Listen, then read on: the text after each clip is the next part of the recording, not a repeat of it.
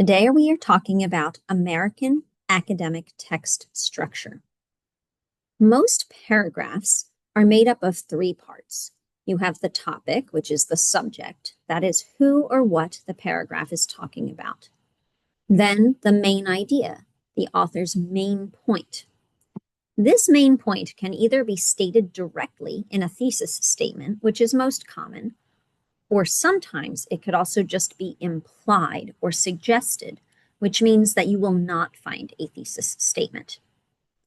Under that, the author is going to provide many supporting details, which are statements, they're sentences that explain and develop and provide examples to back up that author's main idea. And these can be facts or opinions, but they all come back to the main idea. If you're trying to figure out the supporting details, always first find the main idea. Ask yourself, what is being repeated? What is the author talking about and what are they saying? So who or what are they discussing and what are they saying about that thing? You can turn the main idea statement into a question and use a WH word. Who, what, where, when, why, or how. Notice that in American academic text structure, it's often presented like a funnel. So you have a broad topic with a main idea that goes with it, and that gets a little bit narrower. Then it goes into supporting details. And even the supporting details go from bigger supporting details to more minor or more specific supporting details. So think of it like a funnel or an upside down triangle. Now, in a previous video, I shared an introduction to an essay that I was writing called Dogs Make Great Pets. And this follows that funnel kind of format. It says many Americans have dogs as pets. In fact, they're one of the most popular pets in households across the United States. There are many breeds of dogs, and people can find a dog to fit all lifestyles and living situations. Regardless of a person's age or family size, canines can be great companions to people for a number of reasons. Dogs make great pets because they can be trained, they have great personalities, and they are very cute and cuddly. My thesis in this introduction is dogs make great pets because of three reasons.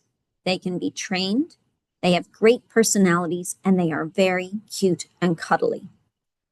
So my topic is dogs. That is the thing that I am discussing. The claim or the argument that I am making is that they're great pets. So the main idea is that dogs are great pets for a number of reasons. Three things. They can be trained, they have great personalities, and they're cute and cuddly. So now, as the author of this piece, I'm going to keep myself organized and I'm going to put my first body paragraph talking about how they can be trained. So let me show you that.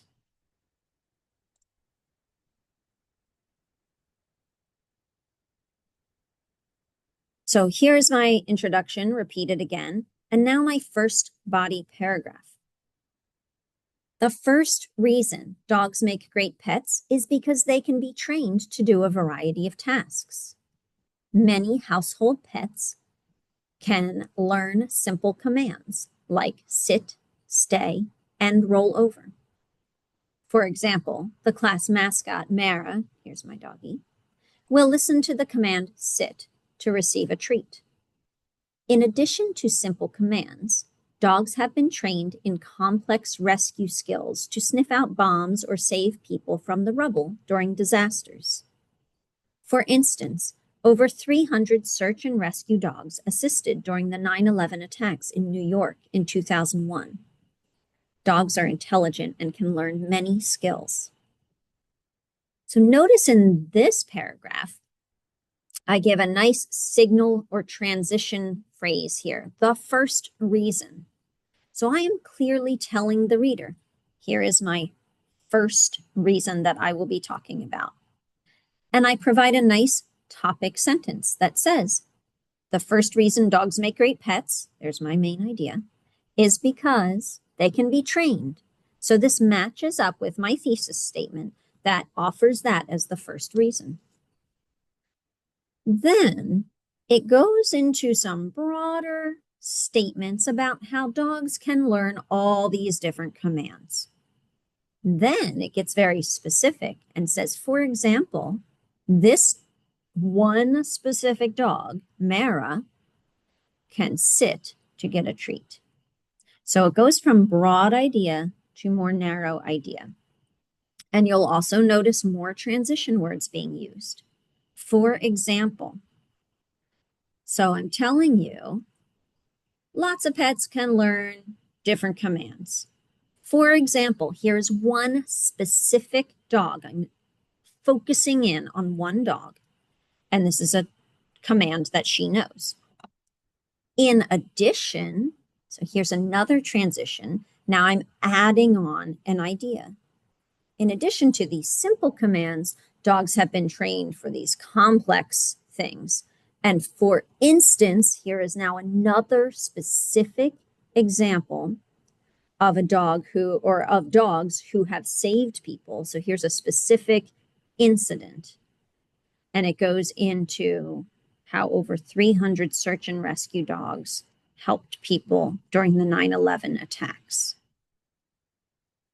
So you'll notice this pattern followed many times in American academic structure.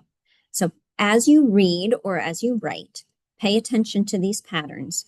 Look for those transition words. Look for the thesis statement outlining the organization. And it will make you both a better writer and a better reader.